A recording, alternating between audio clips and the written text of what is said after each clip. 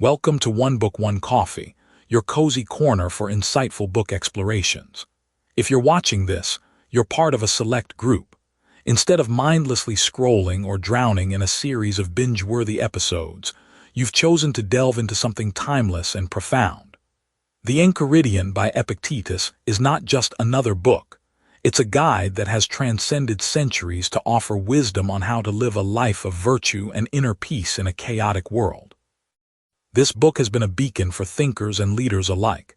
Even the great philosopher and former U.S. President Bill Clinton has extolled its virtues. Epictetus was born into slavery, and yet he carved a path to freedom through philosophy, teaching that our perceptions and reactions shape our reality. Despite the chains of his past, he found freedom in thought and spirit, crafting this manual for living a life aligned with nature's reason. Now, a quick note before we dive in. This is a detailed, chapter-by-chapter walkthrough, so it's going to be a longer session. Take your time with it. There's no rush. If you need to step away, save this video to your watch later or forward the link to yourself on WhatsApp so you can pick up right where you left off. So grab your coffee, settle in, and let's walk through this book together, chapter by chapter, idea by idea. Let's begin. Discover the timeless art of living. Epictetus was born into slavery in the Roman Empire, but rose to become a prominent Stoic philosopher. His teachings, recorded by his student Arrian, focus on inner freedom and how one's mindset can transcend external circumstances. Picture this. You're sitting across from me with your favorite mug in hand, steam rising from that perfect cup of coffee, and I'm about to share something that could genuinely change how you see the world. We're diving into one of the most practical philosophy books ever written, a little handbook that's been quietly transforming lives for nearly 2,000 years. The Enchiridion by Epictetus isn't your typical dusty philosophical tome that sits on a shelf looking impressive but never gets opened. No, this is different. This is philosophy you can actually use. Now, before we jump in, let me tell you about the man who wrote this remarkable guide. Epictetus wasn't some privileged aristocrat philosophizing from an ivory tower. He was born a slave in ancient Rome, lived through unimaginable hardship, and eventually gained his freedom to become one of history's most influential teachers. Think about that for a moment. Here's a man who had absolutely no control over his circumstances for much of his life, yet he developed a philosophy centered on the very idea of control and freedom. The irony is beautiful, isn't it? The word Enchiridion literally means handbook or manual, something you'd keep close at hand for quick reference. Imagine it as the ancient equivalent of those emergency cards you keep in your wallet, except instead of medical information, it contains the essential principles for living a good life. Epictetus designed this as a practical guide, something his students could carry with them and consult whenever life threw them a curveball. But here's what makes this so relevant to us today, sitting here with our coffee in the 21st century. We live in an age of unprecedented anxiety. We're constantly bombarded with news we can't control, social media comparisons that make us feel inadequate, and a culture that tells us happiness comes from external achievements and possessions. Sound familiar? Well, the Romans dealt with political upheaval, social pressure, and the pursuit of status too. Human nature hasn't changed much in 2 millennia, which is exactly why Stoic principles feel so surprisingly modern. The core insight that runs through everything Epictetus teaches is deceptively simple yet profoundly powerful. There are things within our control and things outside our control, and wisdom lies in understanding the difference. Now, think about this for a moment. How much of your daily stress comes from trying to control things that are fundamentally beyond your influence? Your boss's mood, traffic jams, other people's opinions of you, the weather, the stock market, whether your favorite sports team wins or loses. We exhaust ourselves fighting battles we can never win. Epictetus would say that's like a sailor cursing the wind instead of adjusting the sails. You can't control the weather, but you can absolutely control how you respond to it. This isn't passive resignation, by the way. This is active wisdom. It's about channeling your energy toward what you can actually influence. Your thoughts, your choices, your character, your responses to whatever life throws at you. Let me give you a modern example that perfectly illustrates this principle. Imagine you're stuck in traffic on your way to an important meeting. The old you might grip the steering wheel, check your phone obsessively, maybe even honk at cars that can't move anyway. You're burning mental energy on something completely outside your control. The Stoic approach. Accept that you're stuck. Use the time productively. Maybe practice a presentation or listen to something educational, and focus on what you can control when you arrive. Perhaps how you'll handle being late with grace and professionalism. This shift in perspective is what Epictetus calls the path to tranquility, and it's not about becoming emotionally numb or indifferent. It's about becoming selectively invested in what actually matters. Think of it like being a wise gardener who doesn't waste time trying to control the rain but focuses intensely on preparing the soil, choosing the right plants, and tending them with care. The Stoics believed that external events are neither good nor bad in themselves, they simply are. It's our judgments about these events that create our suffering or our peace. Your flight gets canceled. That's just a fact. The story you tell yourself about what that means, the catastrophic thinking, the anger, the self-pity, that's where the real problem lies. And here's the beautiful thing. Those stories, those judgments, those are completely within your control. As we prepare to dive deeper into Epictetus's handbook, I want you to approach it not as ancient history, but as a conversation with a wise friend who's been through the worst life can offer and emerged with practical insights about how to thrive regardless of circumstances. This isn't about perfection or becoming some sort of emotionless robot. It's about building resilience, finding genuine contentment, and discovering a kind of freedom that no external circumstance can touch. So settle in with that coffee, and let's explore together how a former slave's wisdom can help us navigate our modern challenges with more grace, less anxiety, and a deeper understanding of what it truly means to live well. The journey we're about to take isn't just intellectual, it's transformational, and it starts with the simple recognition that the most important battles we'll ever fight happen within our own minds. Picture this. You're sitting in a bustling coffee shop, watching people rush past the window, each one seemingly carrying the weight of the world on their shoulders. Someone's phone buzzes with bad news, another person sighs heavily over their laptop screen, and you can practically feel the collective stress radiating through the room. Now imagine if I told you that nearly 2,000 years ago, a former slave figured out the secret to cutting through all that anxiety and finding genuine peace of mind.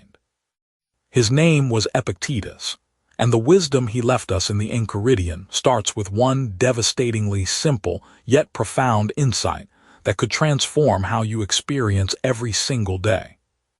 The opening lines of the Enchiridion hit you like a splash of cold water. Some things are within our power while others are not. That's it. No complex philosophical jargon, no elaborate theories. Just this stark, beautiful truth that most of us spend our entire lives either ignoring or fighting against. Epictetus continues, "Within our power are our opinion, motivation, desire, aversion, and in a word, whatever is of our own doing. Not within our power are our body, our property, reputation, position, and in a word, whatever is not of our own doing." Now think about this for a moment. When was the last time you lost sleep over something that was completely outside your control? Maybe it was the weather ruining your outdoor plans, or your boss's unpredictable mood, or the way someone else chose to respond to your text message. We exhaust ourselves trying to control the uncontrollable, like trying to hold water in our bare hands. The harder we squeeze, the more it slips through our fingers. Epictetus knew this struggle intimately. Born into slavery, he understood powerlessness in ways most of us never will. He couldn't control whether he was bought or sold, where he lived, or even whether his leg would heal properly after it was broken by a cruel master. But here's what's remarkable. From this position of ultimate external powerlessness, he discovered the one realm where he was absolutely sovereign. His thoughts, his judgments, his responses to whatever life threw at him. These belonged entirely to him, and no one could take them away. Think of it like this. Imagine you're the CEO of a company called Your Life. Now, you might think you're in charge of everything, but actually you only have direct control over one department. That department is your inner world, your choices, your responses, your values. Everything else, that's handled by other departments that you can influence but never fully control. The weather department, the other people's decisions department, the global economics department, the random events department. You can make requests, you can prepare, you can adapt, but you can't march into those other departments and start giving orders. The genius of Epictetus lies in how he reframes this apparent limitation as the ultimate liberation. Instead of seeing this as a restriction on our power, he shows us it's actually the key to unshakable freedom. When you truly internalize that your happiness, your peace of mind, your sense of self-worth depends entirely on things within your control, you become unstoppable. Not because you can control everything, but because you no longer need to. Consider Sarah, a modern marketing executive who discovered this principle during a particularly brutal year. Her company was restructuring, her relationship was falling apart, and her father was diagnosed with cancer. The old Sarah would have spiraled into anxiety, trying desperately to fix everything at once. But practicing Stoic principles, she learned to ask herself a simple question about each challenge. Is this something I can directly control right now? Her father's illness. She couldn't cure it, but she could control how present and supportive she was during his treatment. The company restructuring. She couldn't stop it, but she could control how professionally she handled the transition and how proactively she prepared for whatever came next. Her relationship. She couldn't force her partner to change, but she could control her own communication and decide what she was willing to accept. This shift in focus didn't magically solve all of Sarah's problems, but it did something perhaps more valuable. It eliminated the exhausting mental gymnastics of trying to control the uncontrollable. She found herself sleeping better, making clearer decisions, and feeling more genuinely empowered than she had in years. The beautiful paradox is that when you stop trying to control everything, you often end up influencing far more than you expected. When you focus your energy entirely on your own responses, choices, and actions, you become more effective, more attractive to others, more resilient in the face of setbacks. People notice when someone has that quiet confidence that comes from knowing exactly where their power lies. Epictetus isn't asking us to become passive or to stop caring about outcomes. He's inviting us to channel our energy where it can actually make a difference. It's like the difference between shouting at a river to change its course and learning to navigate it skillfully. The river will flow where it flows, but your journey down it can be either a constant battle against the current or a masterful dance with forces beyond your control. As we move deeper into the Enchiridion, we'll discover how this fundamental distinction between what we can and cannot control becomes the foundation for everything else. It's the lens through which we'll examine our desires, our relationships, our ambitions, and our fears. For now, though, sit with this simple but revolutionary idea.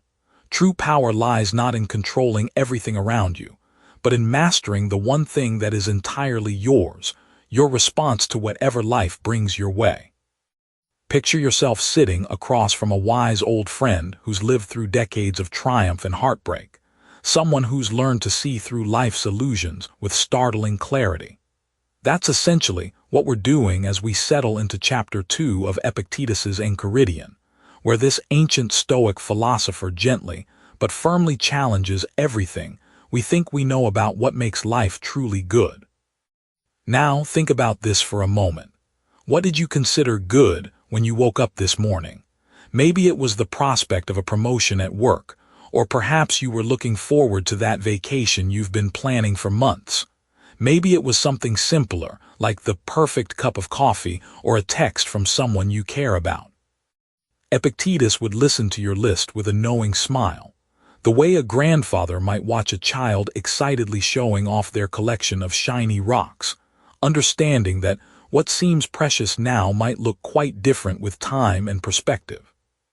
The heart of Epictetus's teaching here is both revolutionary and uncomfortable. He suggests that most of what we chase after in life, most of what keeps us awake at night with worry or excitement, falls into a category he calls indifferent. Not indifferent in the sense of not mattering at all, but indifferent in terms of our fundamental well-being and character. Imagine you're holding two objects. In one hand, a genuine diamond, and in the other, a piece of glass that's been cut to sparkle just as brilliantly. From a distance, they might look identical, but their true nature is vastly different. Epictetus is teaching us to distinguish between life's genuine diamonds and its convincing imitations. Let me paint you a picture that might hit closer to home. Consider Sarah, a marketing executive who's been working toward a corner office for 3 years.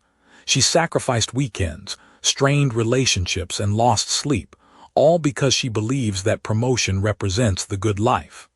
Then one Tuesday morning, the company announces massive layoffs, and her dream position evaporates overnight. If Sarah has built her sense of what's good around external achievements, she's devastated not just professionally but existentially.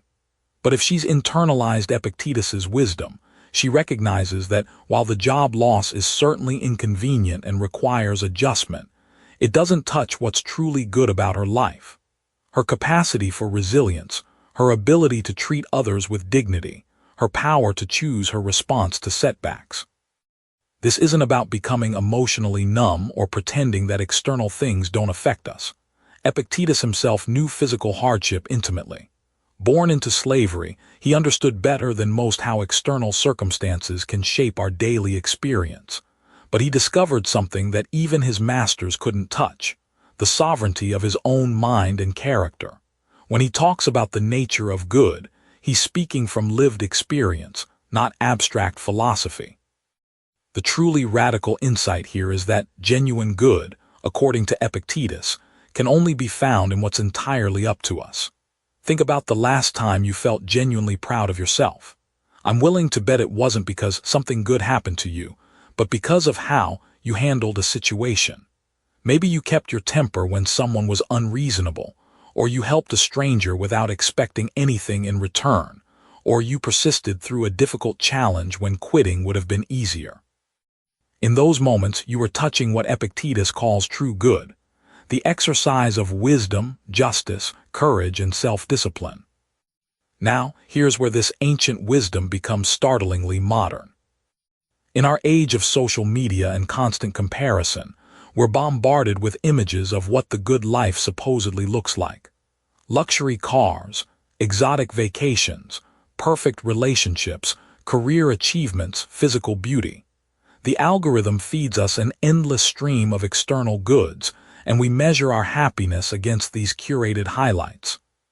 But Epictetus offers us something like a spiritual antivirus program, helping us recognize that these external markers, while potentially pleasant, are fundamentally unreliable foundations for a meaningful life. Consider the difference between happiness and joy. Happiness often depends on things going our way, on external circumstances aligning with our preferences. Joy, on the other hand, springs from something deeper, something that can coexist even with difficulty and loss. When Epictetus talks about good, he's pointing toward this more sustainable source of fulfillment. It's the difference between a house built on sand and one built on bedrock. This doesn't mean we should become ascetics or stop caring about the practical aspects of life. Epictetus isn't suggesting we abandon all ambition or stop working toward external goals. Rather, he's teaching us to hold these things lightly, to pursue them without being enslaved by them. It's like the difference between enjoying a beautiful sunset and thinking you need to own it to be happy. The sunset's beauty doesn't diminish because you can't possess it. In fact, trying to possess it would be absurd and would rob you of the simple pleasure of witnessing it. As we close this exploration of what constitutes true good, we're setting ourselves up for an even deeper dive into how this understanding transforms our daily choices and responses. Because once we grasp what's genuinely valuable versus what merely appears valuable, everything changes. The way we handle criticism, pursue goals, navigate relationships, and face uncertainty all shifts when we're grounded in this ancient but timeless wisdom. In our next conversation, we'll explore how this foundation of understanding the nature of good becomes the launching pad for authentic freedom and unshakable peace of mind. Picture this. You're scrolling through your phone late at night, seeing posts of friends on exotic vacations, announcing promotions, or showing off their perfect relationships. That familiar pang hits your chest, that mixture of longing and frustration that makes you wonder why your life doesn't look like that. Well, my friend, you've just experienced exactly what Epictetus was talking about over 2,000 years ago when he wrote about desires and aversions. Grab your coffee a little tighter, because we're about to dive into one of the most practical pieces of wisdom ever written. Epictetus opens this chapter with what might seem like a radical proposition, that most of our suffering doesn't come from what happens to us, but from wanting things to be different than they are. Now, before you roll your eyes and think this sounds like some feel-good nonsense, stick with me here. This former slave turned philosopher wasn't speaking from some ivory tower. He understood hardship in ways most of us never will. Think about the last time you were really frustrated. I'm willing to bet it wasn't because of the actual circumstances, but because those circumstances didn't match what you wanted or expected. Your flight got delayed and you wanted it to be on time. Your boss criticized your work and you wanted praise instead.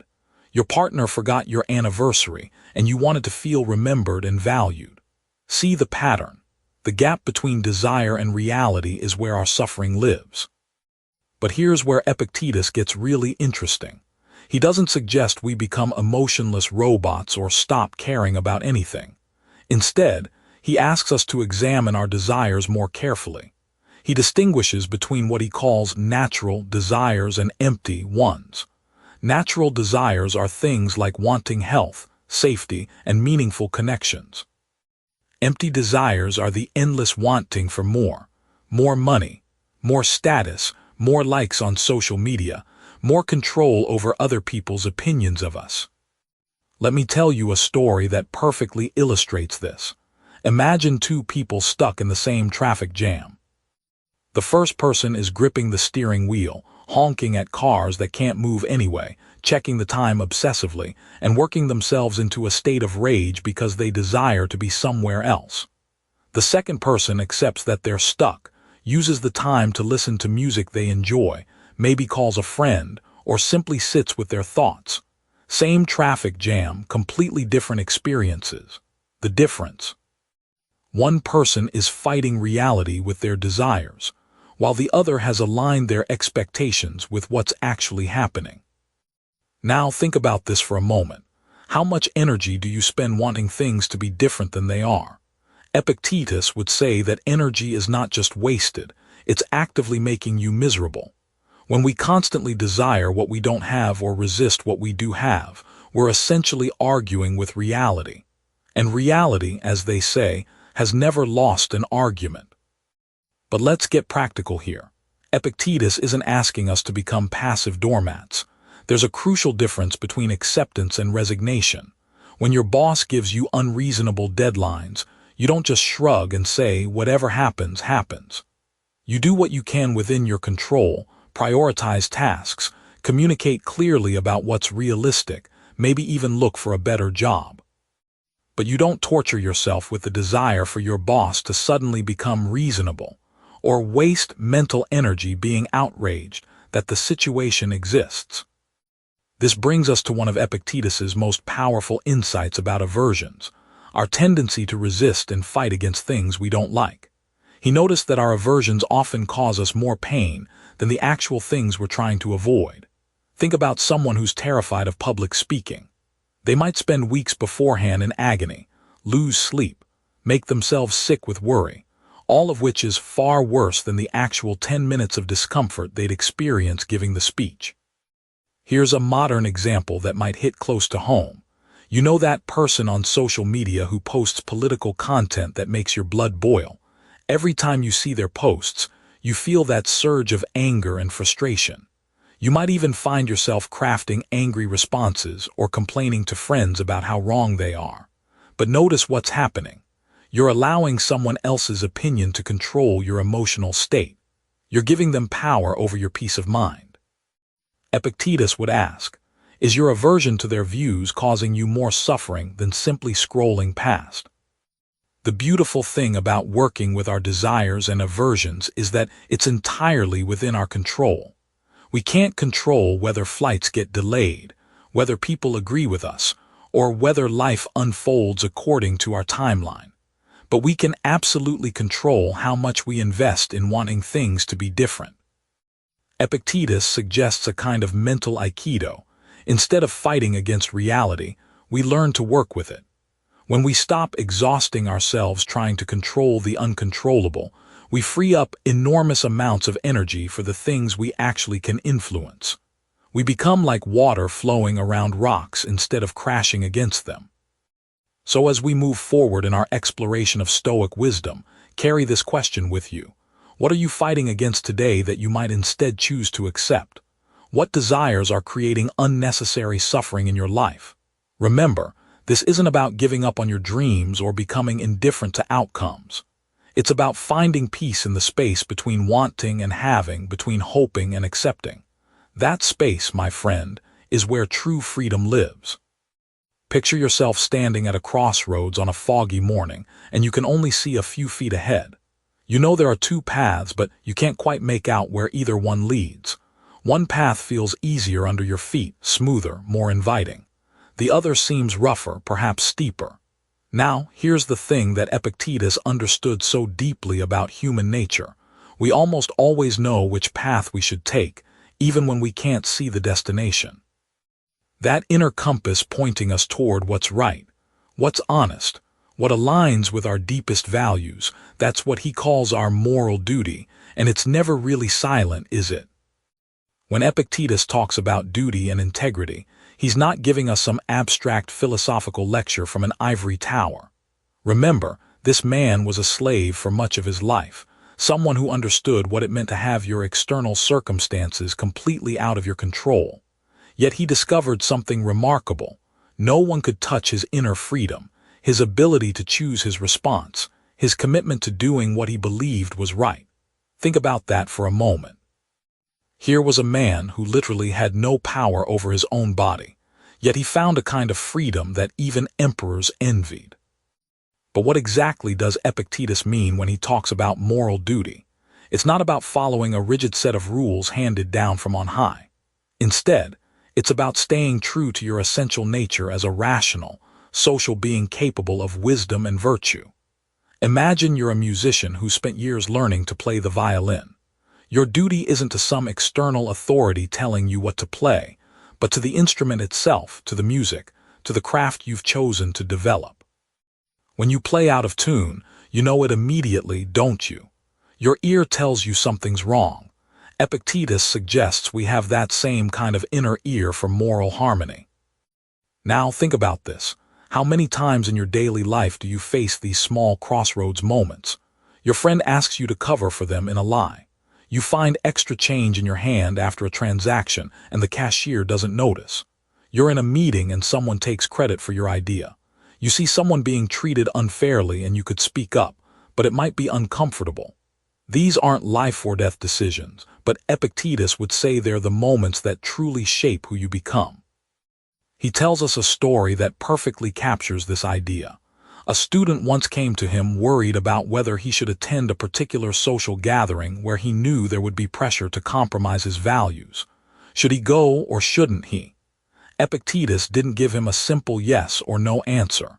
Instead, he said something like this: if you go, go as someone committed to maintaining your character. Don't go expecting others to accommodate your principles, but don't abandon your principles to accommodate others either. This is where Epictetus gets really practical and modern. He's essentially saying that integrity isn't about hiding from difficult situations or creating some perfect bubble where you're never challenged. It's about knowing who you are and staying true to that person regardless of the circumstances swirling around you. Think of it like being a lighthouse. The lighthouse doesn't control the storms, the fog, or the ships that pass by. Its job is simply to keep shining its light consistently, no matter what's happening in the darkness around it. But here's where it gets really interesting, and this is something that speaks directly to our social media age. Epictetus warns us about performing our virtue for others rather than living it for ourselves. Have you ever noticed how easy it is to post about the causes you care about online, but how much harder it is to actually live those values when no one's watching? He would say that true integrity happens in the quiet moments, in the decisions you make when there's no audience, no applause, no recognition coming your way. Consider this modern parallel. You're at work and you discover your company is doing something that conflicts with your values. Maybe they're cutting corners on safety, or treating employees unfairly, or misleading customers.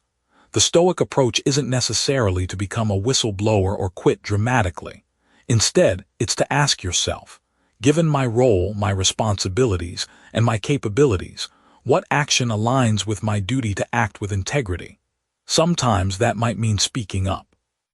Sometimes it might mean finding ways to create positive change from within. Sometimes it might indeed mean leaving. But the decision comes from your inner compass, not from fear, anger, or what others might think of you. Epictetus also reminds us that staying true to our moral duties often requires us to disappoint others, and that's okay. In fact, it's necessary. If your sense of right and wrong can be easily swayed by someone's approval or disapproval, then you're not really living with integrity. You're just performing whatever role seems most convenient at the moment. Think about the people you most admire, the ones whose character you respect. Chances are, they're people who have been willing to stand alone sometimes, who have chosen their principles over popularity. As we move forward in our exploration of Stoic wisdom, remember that duty and integrity aren't about perfection. They're about consistency, about slowly but steadily becoming the person you want to be, one small decision at a time. The path might be foggy, but your compass is clear. Picture yourself sitting in a cozy coffee shop, steam rising from your favorite mug, as we dive into one of the most transformative chapters of Epictetus's wisdom. We've been exploring how this ancient philosopher can guide us through modern life, and now we're reaching what might be the heart of his teachings: how to transform our greatest challenges into our most powerful growth opportunities. Epictetus knew something about adversity that most of us are still learning. Born a slave in ancient Rome, he understood suffering in ways that would break many people. Yet he discovered something remarkable. Adversity isn't just something that happens to us. It's something we can actively transform into strength, wisdom, and character. Think about that for a moment. What if every challenge you're facing right now isn't a roadblock, but actually a hidden doorway to becoming the person you're meant to be? The philosopher starts this section with a deceptively simple observation. We suffer more in imagination than in reality.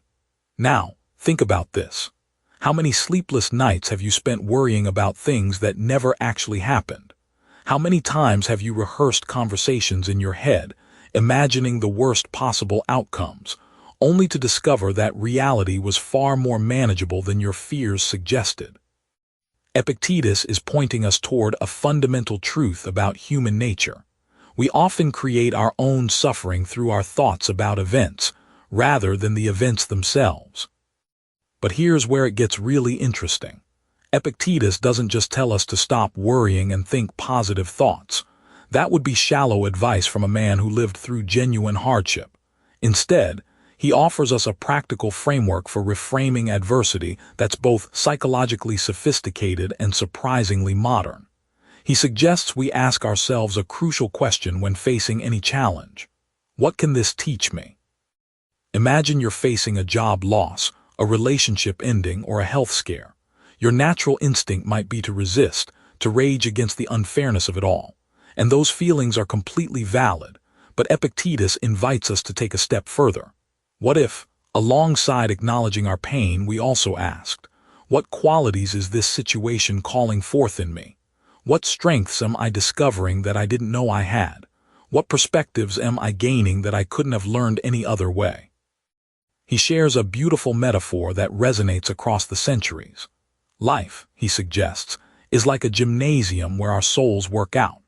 Just as physical muscles grow stronger through resistance and challenge, our character develops through facing difficulties with wisdom and grace. The weight that feels impossibly heavy today is actually building the strength you'll need for tomorrow's challenges. Isn't that a radically different way to view your struggles? Let me share a story that illustrates this perfectly. There's a modern entrepreneur who lost everything in the 2008 financial crisis. His business collapsed, his savings evaporated, and he found himself starting over at 45. Following Epictetus's guidance, instead of viewing this as a devastating failure, he asked what this experience was teaching him. He discovered resilience he never knew he possessed, learned to distinguish between what he could and couldn't control, and developed a depth of empathy that transformed how he related to others.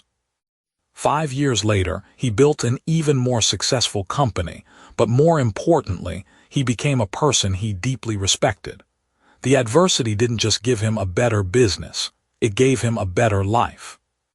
This brings us to one of Epictetus's most practical insights about dealing with challenges, the power of reframing our internal dialogue. When something difficult happens, we immediately start telling ourselves a story about what it means. Usually, that story focuses on loss, unfairness, or fear. But what if we consciously chose to tell ourselves a different story? Not a false, overly optimistic one, but a story that acknowledges both the difficulty and the potential for growth. Consider how different these two internal narratives sound.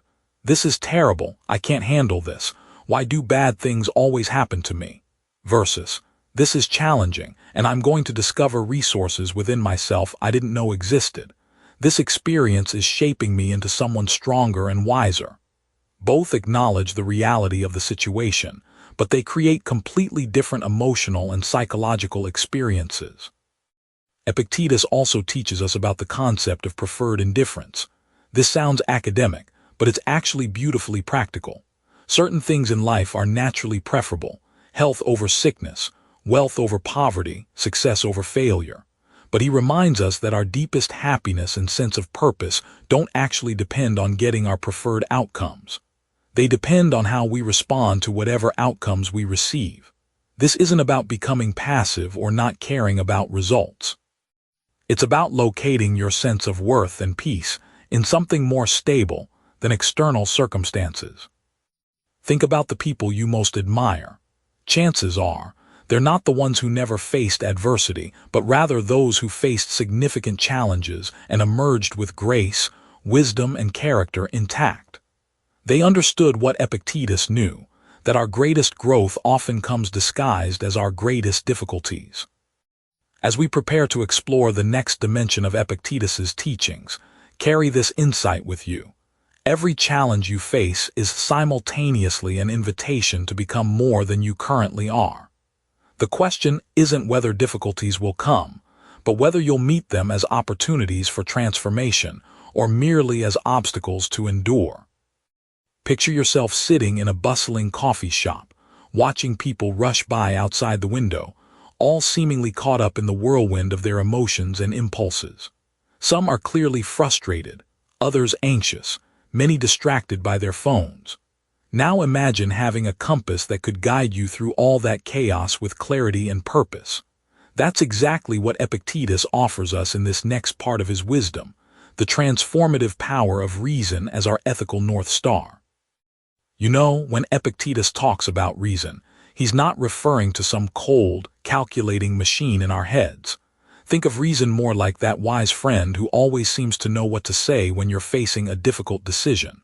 It's the part of you that can step back from the heat of the moment and ask the really important questions. What's actually within my control here?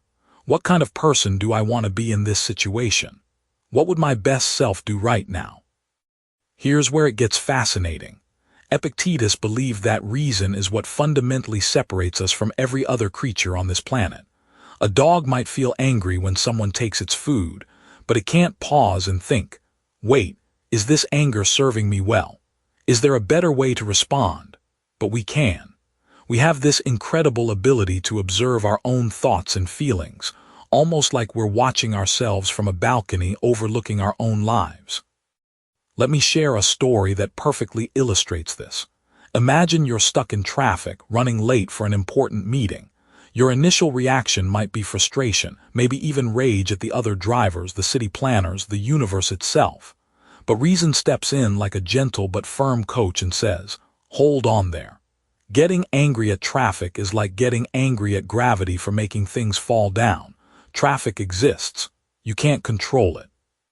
But you can control how you respond to it. This is where reason becomes our ethical guide. It doesn't just help us think more clearly about external problems. It helps us become better people. When your colleague takes credit for your idea in front of the boss, reason asks you to pause before you react. It reminds you that your character is more important than getting immediate justice. It suggests that how you handle this moment will shape who you become. Now think about this for a moment. How often do we actually use reason when we're making ethical decisions?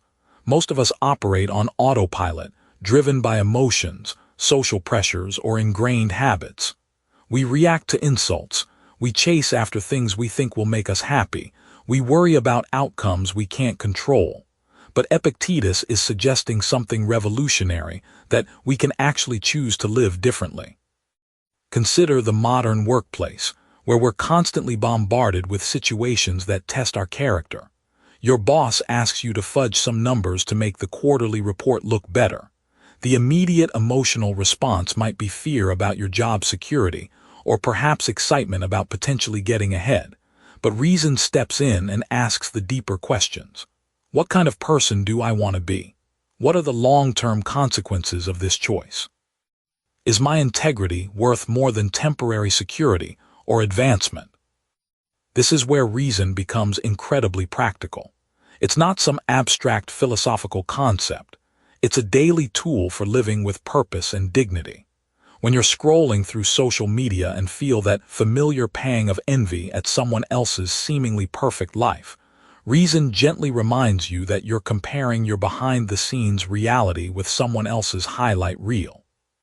It helps you redirect that energy toward gratitude for what you have and focus on what you can actually improve in your own life. Epictetus would say that reason is like having a skilled captain navigating your ship through stormy seas. The storms will come, that's guaranteed. People will disappoint you, unexpected challenges will arise, plans will fall through. But with reason as your captain, you're not at the mercy of every wind and wave. You have a steady hand on the wheel, guided by principles rather than panic. Here's what makes this approach so powerful in our modern world. We live in an age of information overload, where we're constantly told what to think, what to buy, how to feel. Reason gives us the ability to step back and evaluate all these messages against our own values and principles. It's like having an internal filter that helps separate what's truly important from what's just noise.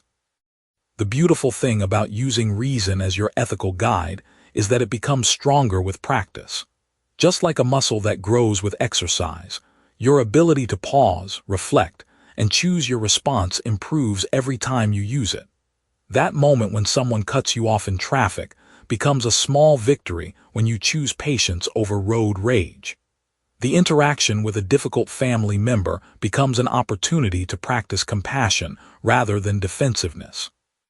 As we prepare to explore more of Epictetus's wisdom, remember that reason isn't about becoming emotionless or detached from life. It's about becoming more fully human, using the gift that sets us apart to live with intention, dignity, and purpose. It's about recognizing that while we can't control what happens to us, we can always control what happens within us. And that, as we'll continue to discover, is where true freedom and peace are found. Picture yourself sitting in a bustling coffee shop, watching the endless stream of people hurrying past the window. Some rush frantically, checking their phones, clearly stressed about being late. Others stroll leisurely, seemingly unbothered by the world's urgency. Now here's a fascinating question that would have captivated our ancient Stoic friend Epictetus. Are these people truly free, or are they prisoners of forces beyond their control? This brings us to one of the most mind-bending concepts in the Enchiridion, something that initially seems like a contradiction, but reveals itself as perhaps the most liberating truth you'll ever encounter. Epictetus asks us to consider this paradox. How can we be truly free in a world where so much appears predetermined? It's like being handed a chess game where half the moves have already been made, yet somehow discovering you have more power than you ever imagined. Think about your morning routine for a moment. You wake up, and immediately your day begins unfolding in ways you didn't choose. Maybe it's raining, ruining your plans for an outdoor workout. Perhaps your boss sends an urgent email that derails your carefully planned schedule. Your friend cancels lunch at the last minute. On the surface, it feels like you're just a pinball bouncing between the bumpers of fate, doesn't it? But Epictetus would lean across our coffee table and say, "My friend, you're looking at this all wrong." He'd remind us that while we cannot control the rain, we absolutely control our response to it. We cannot control our boss's emergency, but we can control whether we approach it with panic or composed problem-solving.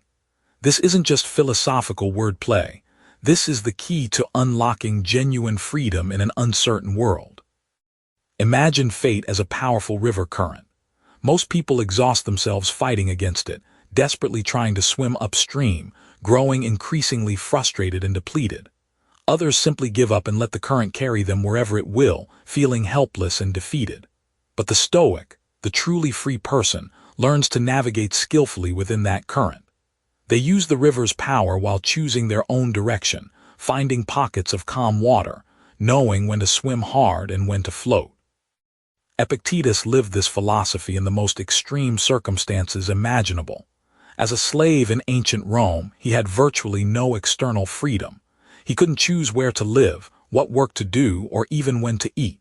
Yet he discovered something remarkable. The one territory that remained completely his own was his mind, his judgments, his responses to whatever life threw at him. His master could chain his body, but could never touch his inner freedom. This wasn't mere consolation prize thinking. This was revolutionary. Consider how this applies to our modern predicament. You might not be able to control whether you get that promotion, but you can absolutely control how much of your peace of mind you're willing to sacrifice worrying about it. You cannot control whether your relationship works out, but you can control whether you show up as your best, most authentic self within it. You cannot control the traffic jam, but you can control whether you use that time to practice gratitude, listen to something inspiring, or simply breathe deeply instead of honking your horn in futile rage. Now, here's where it gets really interesting. Epictetus suggests that when we truly embrace this distinction between what we control and what we don't, something magical happens. We stop wasting enormous amounts of energy on futile battles, and we redirect that energy toward the areas where we actually have power. It's like finally using a sharp knife after struggling with a dull one. Everything becomes easier and more effective. Think about someone you know who seems unshakable, who maintains their equilibrium regardless of external chaos. They've usually learned this secret, often through hard experience. They've discovered that their freedom doesn't depend on circumstances aligning with their preferences, but on their ability to work skillfully with whatever circumstances arise. This doesn't mean becoming passive or fatalistic. Quite the opposite. When you're not exhausting yourself fighting unchangeable realities, you have tremendous energy available for the things you can actually influence. It's the difference between a martial artist who fights against their opponent's strength versus one who redirects that force to their advantage. But let's be honest about something. This wisdom is simple to understand but challenging to live. Our minds are constantly trying to control things beyond our reach. We worry about what others think of us. We stress about future events we cannot predict. We ruminate over past decisions we cannot change. It's as if we're trying to steer a car by grabbing the wheels of the vehicle next to us instead of our own steering wheel. Epictetus would remind us that true freedom isn't the absence of constraints. It's the wisdom to work creatively and powerfully within whatever constraints exist. The jazz musician doesn't resent the structure of musical scales. They use that structure to create something beautiful. The gardener doesn't fight against the seasons. They work with natural cycles to cultivate growth. As we prepare to explore more of Epictetus's profound insights, carry this paradox with you. In a world of countless forces beyond your control, you possess the ultimate freedom, the power to choose your response to whatever life presents. This isn't just ancient philosophy. It's a practical toolkit for navigating our complex, unpredictable modern world with grace and wisdom. Picture this. You're scrolling through your phone at 3 in the morning, anxiety coursing through your veins as you read about economic uncertainty, climate disasters, political upheaval, and personal setbacks that seem to pile up like storm clouds on the horizon. Sound familiar? Now, imagine having an unshakable anchor in the middle of all this chaos, something so reliable that no external storm could ever pull you off course. This is exactly what Epictetus understood about philosophy over 2,000 years ago, and it's precisely what makes his insights so remarkably relevant to our modern predicament. When Epictetus spoke about philosophy as an anchor, he wasn't talking about dry academic theories or intellectual exercises that gather dust on library shelves. He was describing something far more practical and urgent, a way of thinking that could literally save your sanity when everything around you seems to be falling apart. Think about it this way. If your mind is a ship navigating the unpredictable waters of life, philosophy becomes the anchor that keeps you steady when the storms hit hardest.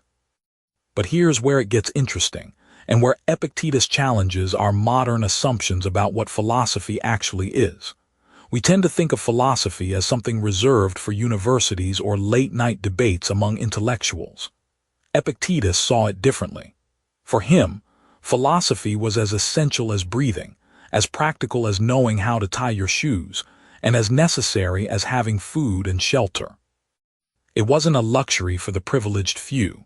It was survival equipment for anyone serious about living well. Consider how we typically respond to turbulent times today. When the stock market crashes, we frantically check our portfolios. When relationships crumble, we lose ourselves in social media comparisons. When health scares arise, we spiral into worst-case scenarios. Now think about this. What if you had a mental framework so robust that these external events, while still significant, couldn't shake your fundamental sense of peace and purpose? This is what Epictetus meant when he positioned philosophy as our anchor. The beauty of this ancient wisdom lies in its simplicity. Epictetus wasn't asking us to memorize complex theories or engage in abstract reasoning. Instead, he was offering us a practical toolkit for maintaining inner stability regardless of outer circumstances. Imagine having a friend who remained calm during every crisis, who could see clearly when everyone else was panicking, who made decisions from a place of wisdom rather than reactive emotion. That's what philosophical thinking does. It becomes that wise friend living inside your own mind. Let's get specific about how this works in practice. When you're facing a difficult situation at work, maybe a demanding boss, an impossible deadline, or the threat of layoffs, the philosophical approach doesn't involve denial or false optimism. Instead, it asks you to distinguish between what you can control and what you cannot. You can control your effort, your attitude, your preparation, and your response. You cannot control your boss's mood, economic conditions, or company policies. This distinction might seem obvious, but think about how much mental energy we waste trying to control the uncontrollable. The anchor metaphor becomes even more powerful when we consider how anchors actually work. A ship's anchor doesn't prevent storms from happening or stop the waves from crashing. It doesn't eliminate the wind or calm the sea. What it does is provide a fixed point of stability that allows the ship to weather the storm without being swept away. Similarly, philosophical thinking doesn't eliminate life's challenges. It gives you a stable reference point from which to navigate them. This is where Epictetus's personal story becomes so compelling. Here was a man who experienced slavery, physical disability, and exile circumstances that would devastate most people. Yet he developed a philosophical framework so powerful that his teachings have influenced millions across 20 centuries. How did he do this? By recognizing that while he couldn't control his external circumstances, he had complete sovereignty over his internal responses. His philosophy became his anchor, keeping him grounded in wisdom even when everything else was uncertain. Now think about the specific turbulence of our current era. We face information overload, social media comparison, career uncertainty, relationship challenges, health anxieties, and global crises that seem beyond our control. The temptation is to seek external anchors, more money, better relationships, perfect health, ideal circumstances. But Epictetus understood something profound. External anchors are unreliable because they depend on factors outside our control. The only truly dependable anchor is internal, the cultivation of wisdom, acceptance, and inner strength. This doesn't mean becoming passive or indifferent. Rather, it means developing the clarity to see situations accurately, the wisdom to respond appropriately, and the strength to accept what cannot be changed while working diligently on what can be influenced. When you have this philosophical foundation, you're not at the mercy of every news headline, every social media post, or every unexpected challenge that life throws your way. The practical application is immediate and transformative. Instead of being reactive, you become responsive. Instead of being anxious about uncertain futures, you focus on present actions. Instead of feeling helpless in the face of change, you find empowerment in your ability to choose your responses. This is the value of philosophy that Epictetus championed, not as an escape from reality, but as a way to engage with reality more skillfully and peacefully. As we prepare to dive deeper into Epictetus's specific teachings about control and acceptance, remember that philosophy isn't just about understanding concepts. It's about developing the mental muscles that keep you anchored when life's inevitable storms arrive. Picture yourself sitting across from me with that perfect cup of coffee, steam rising between us, as we dive into one of the most profound questions humans have ever asked. Who are you, really? Not the roles you play, not the titles on your business card, not even the relationships that define your daily life, but the essential you that exists beneath all of that. This is what Epictetus wants us to explore in this remarkable chapter about the nature of the true self. Now think about this for a moment. When someone asks you to introduce yourself, what do you say?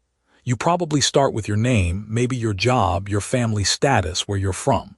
But here's where Epictetus would gently interrupt our coffee conversation and say, "Wait, my friend, those are just the costumes you wear in this grand theater of life. They're not actually you." Imagine you're an actor in a play. Today you might be playing Hamlet, tomorrow Lady Macbeth, next week perhaps a simple villager with no lines at all.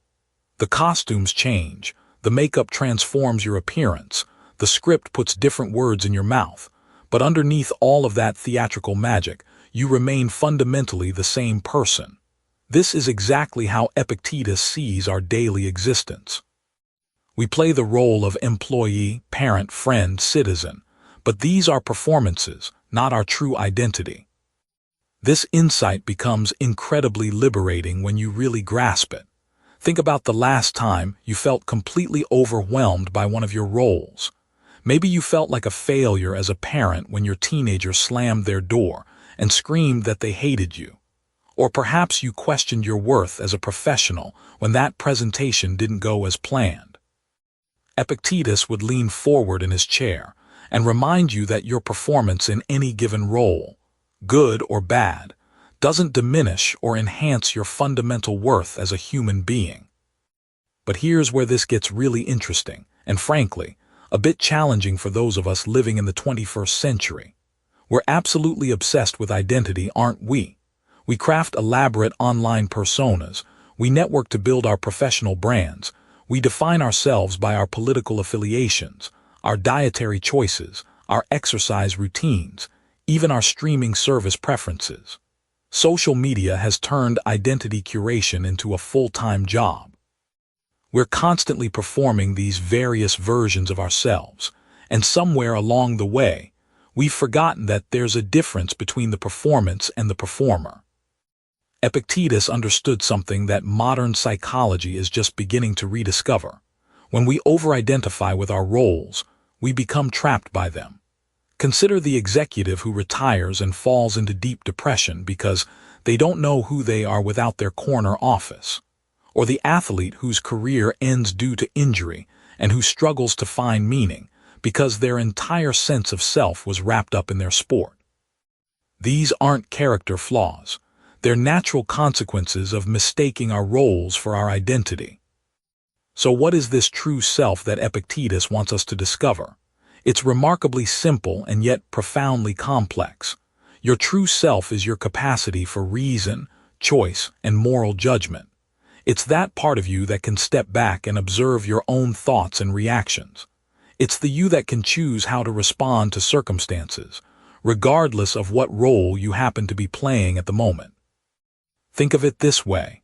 You have an inner observer, a consciousness that watches your life unfold. This observer doesn't change whether you're succeeding or failing, whether people praise you or criticize you, whether you're healthy or sick, young or old. This observer is your true self, and it's completely independent of external circumstances. Now, this doesn't mean that Epictetus wants us to abandon our roles or stop caring about our relationships and responsibilities. Quite the opposite, actually.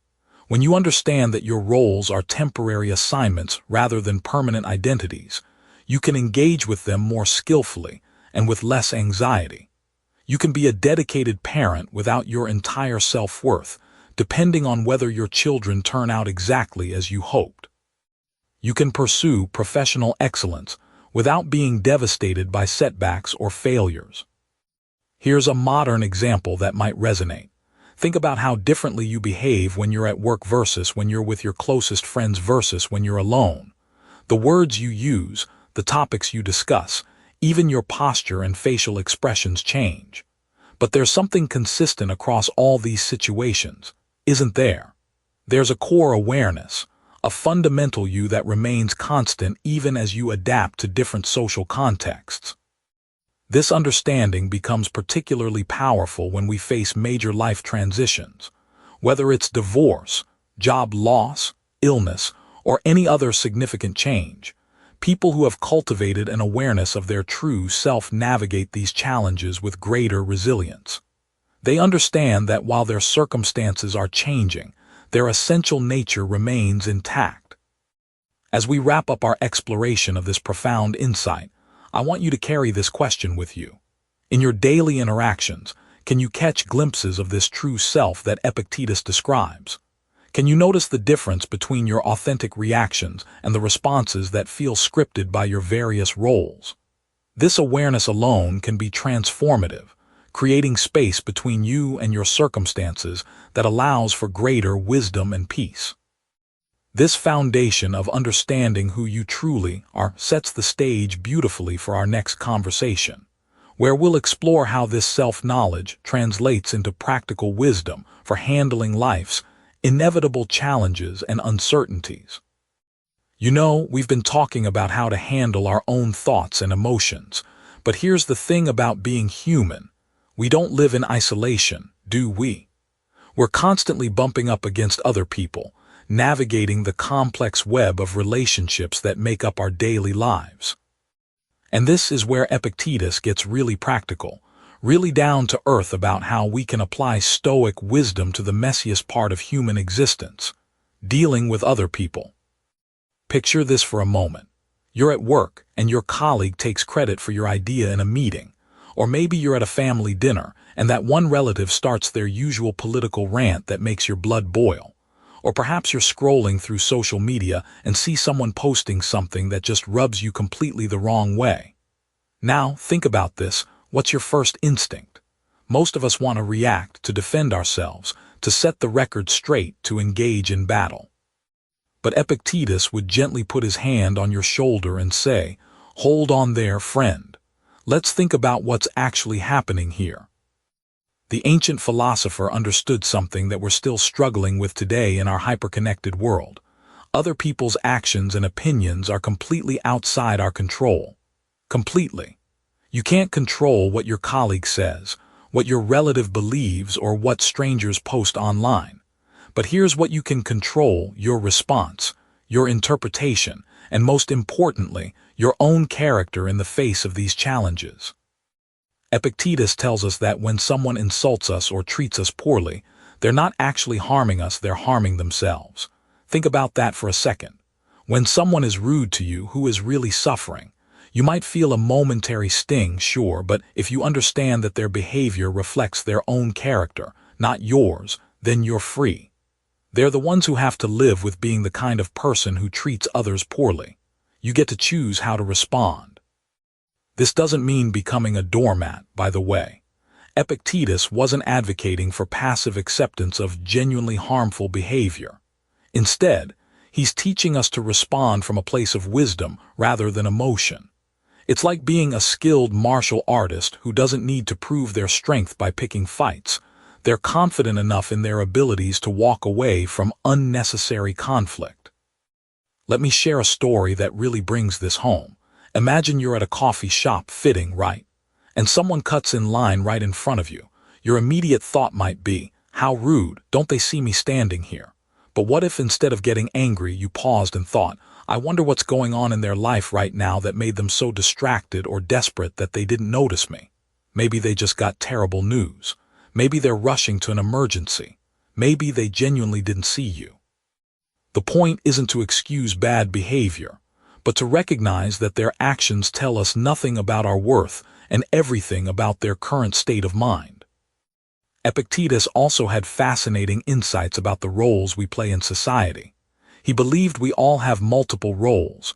We're children to our parents, perhaps parents to our children, employees or employers, citizens, friends.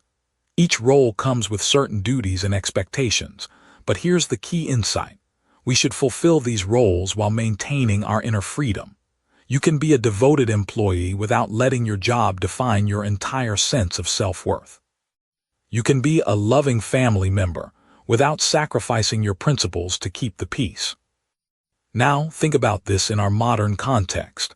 How often do we see people on social media performing versions of themselves, desperately seeking validation from strangers? Epictetus would probably look at our endless scrolling and posting and ask, who are you trying to impress, and why does their opinion of you matter more than your own character? It's a powerful question, isn't it? The philosopher also understood that we tend to judge others by their actions while judging ourselves by our intentions. When someone cuts us off in traffic, we assume they're a terrible person. When we cut someone off, well, we were just distracted or running late. Epictetus encourages us to extend the same charitable interpretation to others that we give ourselves. This isn't naive optimism. It's practical wisdom that reduces our own suffering and makes us more effective in our relationships. Here's something beautiful about this approach. When you stop trying to control other people's behavior and focus on being the kind of person you want to be, you often inspire change in others naturally. It's like being a tuning fork. When you vibrate at the frequency of wisdom and kindness, others around you start to resonate with that energy. Not always and not everyone, but more often than you might expect. The ultimate goal isn't to become a hermit or to stop caring about relationships. It's to engage with others from a place of strength rather than neediness, wisdom rather than reactivity. When you truly understand that your peace of mind doesn't depend on how others treat you, you become paradoxically more attractive to be around, more trustworthy, more genuinely helpful. As we move forward in our exploration of the Enchiridion, keep this relationship wisdom in mind, because everything we're learning about Stoic philosophy ultimately comes down to how we show up in the world with other people. That's where the rubber meets the road, where philosophy becomes life. Picture this. You're sitting in your favorite coffee shop, maybe the one with the slightly wobbly table and the barista who knows your order by heart, and you're watching the world rush by outside the window. Everyone seems to be fighting against something: traffic, deadlines, their own expectations, even the weather. Now imagine if I told you that there's an ancient secret to finding peace in all this chaos, a way of living that's been hiding in plain sight for over 2,000 years. That's exactly what Epictetus understood when he taught about living in harmony with nature. And trust me, this isn't about becoming a tree hugger or moving to a cabin in the woods. When Epictetus talked about living according to nature, he wasn't referring to the trees and flowers outside your window, though they certainly play a part in this beautiful philosophy. He was talking about something much deeper: understanding and accepting the fundamental laws that govern existence itself. Think about it this way. When you drop a coffee cup, you don't get angry at gravity for pulling it to the ground. You understand that gravity is simply doing what gravity does. Epictetus would say that's exactly how we should approach life's challenges and changes. The Stoics believed that everything in the universe follows a natural order, a cosmic logic they called the logos.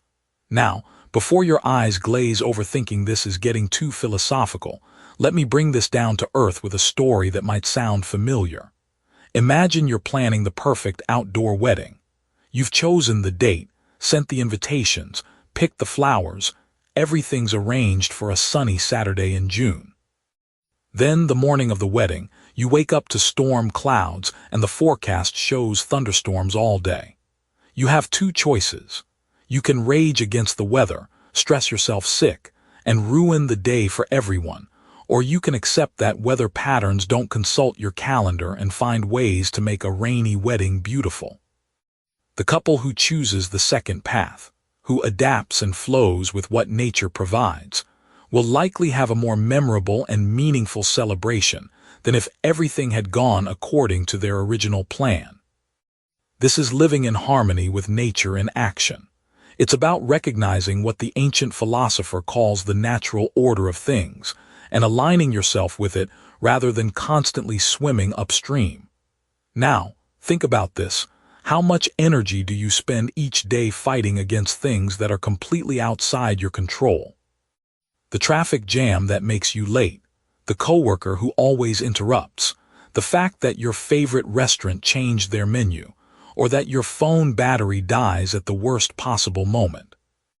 Epictetus would suggest that our suffering doesn't come from these events themselves, but from our resistance to them. When we fight against the natural flow of life, we're like someone trying to swim upstream in a powerful river, exhausting ourselves while making very little progress. But when we learn to work with the current, when we understand and accept the patterns and rhythms of existence, we can navigate life's challenges with grace and even find unexpected opportunities in what initially seemed like obstacles. Here's where this gets really practical and relevant to our modern lives. Consider how nature itself operates. Seasons change, storms pass, flowers bloom and wither, rivers find their way around obstacles rather than trying to blast through them. There's no struggle in these processes, no resistance to what is. A tree doesn't fight winter. It adapts, goes dormant, and conserves energy for spring. When spring arrives, it doesn't rush to bloom all at once. It follows its natural rhythm. Now, what would it look like if you approached your career setbacks, relationship challenges, or health issues with this same natural wisdom? Instead of seeing a job loss as a catastrophe to fight against, you might view it as a natural transition, an opportunity to redirect your energy towards something that better aligns with who you're becoming. Rather than resisting the aging process or fighting against your body's natural changes, you could embrace each stage of life for what it uniquely offers. This doesn't mean becoming passive or giving up on your goals and dreams. Living in harmony with nature actually requires tremendous wisdom and active engagement with life. It's about learning to distinguish between what you can influence and what you cannot, then directing your energy accordingly. Think of a skilled sailor who doesn't fight against the wind, but uses it to reach their destination. They're actively engaged, constantly adjusting their sails and reading the conditions, but they're working with natural forces rather than against them. The The beauty of this philosophy becomes clear when you realize that much of our stress and unhappiness comes from our expectations clashing with reality. We expect people to behave the way we think they should. We expect events to unfold according to our timeline. We expect life to be fair in the way we define fairness. But nature doesn't operate according to our personal preferences. Understanding this isn't depressing, it's liberating. When you stop expecting the river to flow uphill, you can finally enjoy the journey downstream. As we wrap up this exploration of living in harmony with nature, I want you to consider carrying this wisdom with you like a compass. The next time you find yourself frustrated or stressed, pause and ask yourself, am I fighting against the natural order of things right now? Is there a way to work with this situation rather than against it? This simple shift in perspective, this ancient Stoic wisdom, might just transform how you experience each day, one coffee break at a time. Picture this. You're sitting in a bustling coffee shop, watching people rush by the window, their faces etched with stress, their phones buzzing with urgent notifications, their minds clearly racing with 1,000 worries. Now imagine someone walking through that same chaos with a serene expression, unhurried steps, and an almost magnetic calm radiating from their presence. What's the difference between these two types of people? Epictetus would tell us it's not their circumstances, but their understanding of what they can and cannot control. In this pivotal chapter of the Enchiridion, we encounter perhaps the most practical roadmap to inner peace ever written. Epictetus, speaking from his own experience as a former slave who found freedom not through changed circumstances, but through changed perspective, offers us something revolutionary. The idea that tranquility isn't something we find out there in the world, but something we cultivate within ourselves through the art of self-mastery. Think about the last time you felt truly at peace. I'm willing to bet it wasn't because everything in your life was perfect. More likely, it was a moment when you felt aligned with yourself, when you weren't fighting against reality but flowing with it. This is exactly what Epictetus means by tranquility through self-mastery. It's not about controlling the world around us, which is impossible, but about mastering our responses to that world. Epictetus begins this teaching with a deceptively simple observation. Most of our suffering comes not from what happens to us, but from our judgments about what happens to us. Consider a modern example.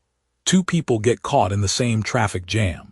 One sits there fuming, honking their horn, checking their watch every 30 seconds, their blood pressure rising with each passing minute. The other uses the time to listen to a podcast, practice gratitude, or simply breathe deeply and enjoy a rare moment of stillness. Same external situation, completely different internal experiences. The difference lies in their mastery over their own minds. Now think about this. How often do we hand over our peace of mind to things completely outside our control? The weather, other people's opinions, stock market fluctuations, the outcome of elections, whether our favorite team wins or loses. Epictetus would say we're essentially giving strangers the keys to our emotional well-being. It's like letting someone else drive your car while you sit in the passenger seat, complaining about the route they're taking. The path to tranquility, according to our ancient guide, begins with a fundamental shift in focus. Instead of spending our energy trying to control outcomes, we pour that same energy into controlling our responses. This isn't passive resignation, it's active mastery. It's the difference between a ship captain who exhausts himself trying to control the wind and waves, and one who focuses on skillfully adjusting his sails and steering his vessel. Epictetus illustrates this with a powerful metaphor that still resonates today. He compares our desires and aversions to a bow and arrow. When we desire things outside our control, it's like trying to hit a target that keeps moving unpredictably. We miss again and again, growing frustrated and defeated. But when we aim our desires only at what's truly within our power, our thoughts, our choices, our character, our responses, we hit the target every time. This is the secret to unshakable confidence and lasting peace. But here's where it gets really practical. Self-mastery isn't about becoming emotionless or detached from life. It's about becoming more fully alive by focusing your precious mental and emotional energy where it can actually make a difference. Think of a master craftsperson who doesn't waste motion, who applies pressure exactly where it's needed, who works with the grain of the wood rather than against it. That's what self-mastery looks like in daily life. Consider how this applies to our relationship with technology and social media. We check our phones hundreds of times a day, often feeling agitated by news we can't influence, opinions we can't change, and comparisons that serve no useful purpose. Epictetus would ask us, what if we redirected that attention toward things we can actually control? Our own learning, our relationships with people we actually know, our physical health, our contribution to our immediate community. The beauty of this approach is that it's immediately empowering. Right now, in this very moment, you have complete control over how you're listening to these words, what you're choosing to focus on, how deeply you're breathing, what thoughts you're entertaining. These might seem like small things, but Epictetus understood that mastery over small things builds the foundation for mastery over larger challenges. He also recognized that this path requires practice, like building a muscle. Every time we catch ourselves worrying about something outside our control and gently redirect our attention to something within our influence, we're strengthening our capacity for tranquility. Every time we choose our response rather than simply reacting, we're walking further down the path of self-mastery.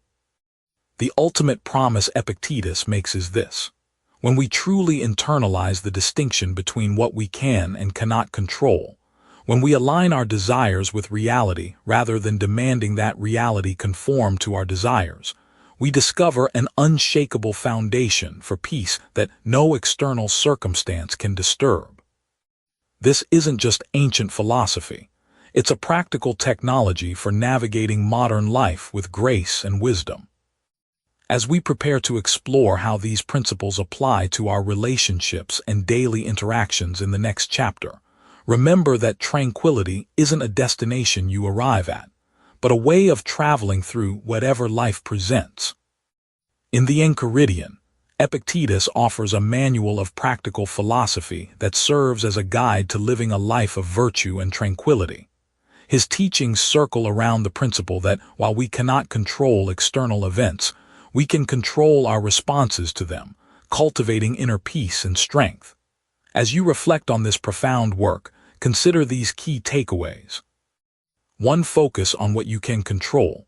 Recognize the fundamental distinction between what is within your power and what is not. Apply this by starting incredibly small each day. Identify one situation and practice letting go of your need to control its outcome, focusing instead on your reactions. 2. Embrace adversity ***. View challenges not as obstacles but as opportunities for growth and learning. Whenever you face a difficult situation, remind yourself to welcome it as a teacher. Be patient with yourself as you learn to navigate these experiences with a mindset geared toward enlightenment and resilience. 3. Practice detachment from material things. Understand that true contentment comes from within and not from external possessions. Apply this notion by occasionally simplifying your surroundings or practicing gratitude for what truly matters: your relationships, health, and personal growth. 4. Live in accordance with nature. Strive to live harmoniously with the natural order of the world, accepting the ebb and flow of life with grace. Begin by observing nature more mindfully and reflecting on how its rhythms can inform your daily routines and decisions. 5. Cultivate calm and equanimity ***.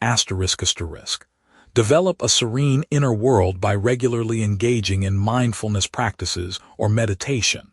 Make it personal by setting aside just 5 minutes each day to breathe deeply and center yourself, gradually building a habit that strengthens your mental fortitude.